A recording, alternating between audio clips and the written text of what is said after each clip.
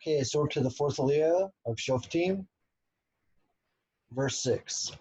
And if a Levite comes from one of your cities out of Israel, out of all, and if a Levite comes from one of your cities out of all of Israel where he sojourns, he may come wherever his soul desires to the place the Lord will choose. What does that mean? I don't even know what that means. Oh, he has to go to Yerushalayim? I mean, that's eventually where we, like, that's the place that the Lord chose. And he may serve in the name of the Lord his God, just like all his Levite brothers who stand there before the Lord. So I guess, like, so some Levite is living that in Yerushalayim right now. So, I mean, they're saying, like, if he wants to, he can go serve Yerushalayim. But, I mean, isn't that obvious? Isn't that, like, what he's supposed to do? I don't really understand verse 6 and 7. They shall eat equal portions except for what was sold by the forefathers. I don't understand that verse either. When you have come to the land your Lord your God is giving, so Eretz Israel, right?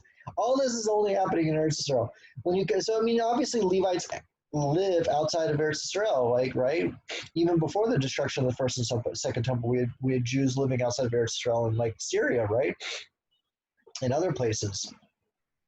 Maybe even in Yemen, there was Jews already in the first temple period. But either way, do you give tithes to Levites that don't live in Eretz Israel, or is this only in Eretz Israel? When you come to the land your Lord your God is giving you, you shall not learn to do like the abomination of those nations. So whatever was going on in Eretz Israel, when we finally got to Eretz Israel, when we finally crossed the Jordan, don't do what those other nations are doing, dude. Don't look at them and be like, whoa, that's cool, man, I should join that. No, not supposed to do what they're doing.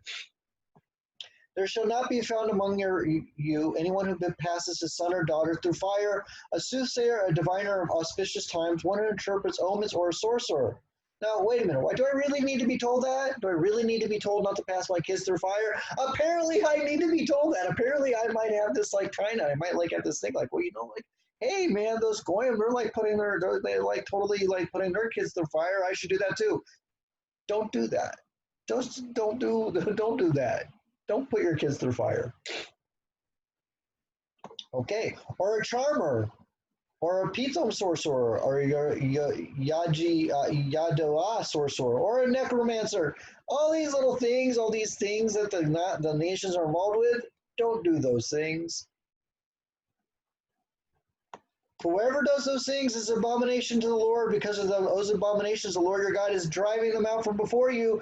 Be wholehearted with the Lord your God. So you know why the other nations didn't stay in Eretz Israel? Wasn't because we were stronger than them. Wasn't because Yeshua ben Nun had the ark, which he did eventually have the ark, but of course he actually lost the ark. You know, at one point along the way, we actually lost the ark of the covenant. So it wasn't because of it wasn't because we were such a great army. It wasn't because we had, like, we had this amazing IDF. No, it wasn't because of our technological advances that we had. It was only because we listened to what God wanted us to do when we kept the mitzvot. And if we kept the mitzvot, then we could defend. And the reason why these other people were kicked out is because they were doing these horrible things, like, for example, putting their kids through fire. Dude, I guess Eretz Israel is just like a sensitive place, So that ends verse 4.